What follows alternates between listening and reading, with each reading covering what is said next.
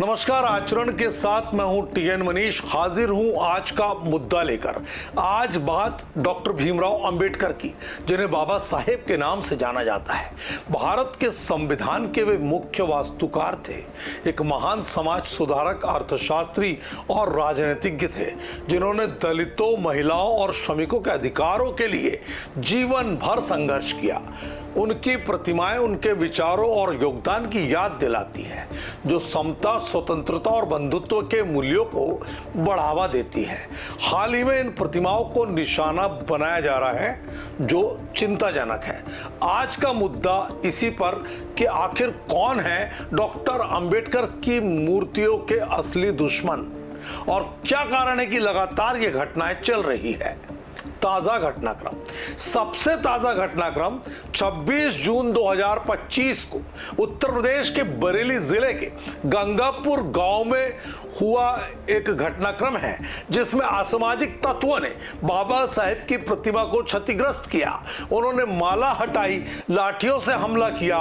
CCTV footage के आधार पर police ने 5 लोगों को गिरफ्तार कर लिया है।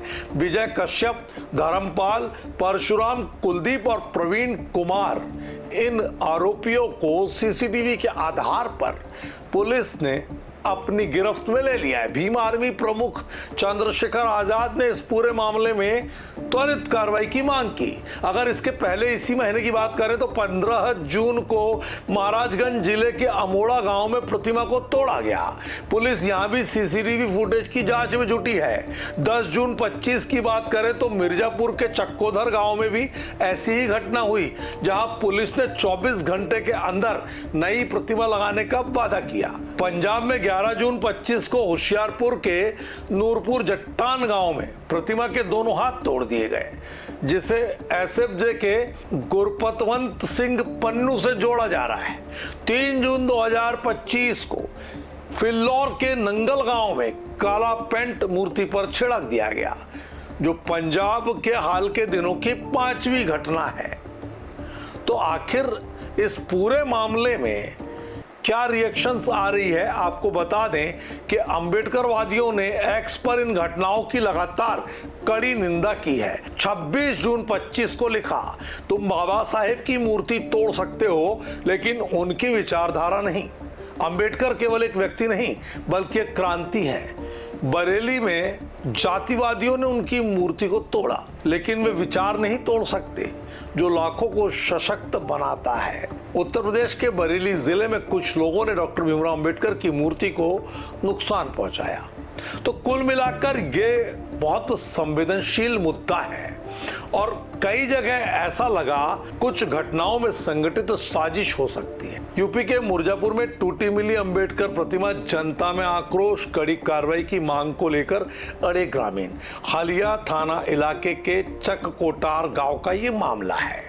इसमें hashtag Ambedkar, hashtag Mirzapur, @UP police, hashtag Mirzapur police और @हंसराज मीणा, इस तरह की ट्रेंडिंग चल रही है।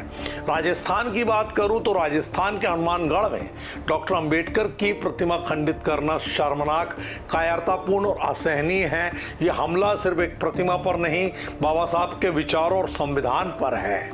उन्होंने अपने जीवन का एक बड़ा हिस्सा दलितों, महिलाओं और श्रमिकों के अधिकारों के लिए संघर्ष करने में बिताया।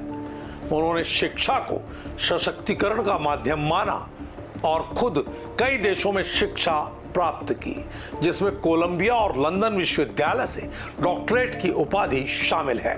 बाबा साहेब ने भारतीय संविधान की रचना में अपनी अग्रणी भूमिका निभाई, जो आज हमारे लोकतंत्र का आधार है। उन्होंने समाज में व्याप्त जातिगत भेदभाव और अस्पृश्यता के खिलाफ लड़ाई लड़ी और समता, स्वतंत्रता और बंधुत्व के मूल्यों को बढ़ावा दिया।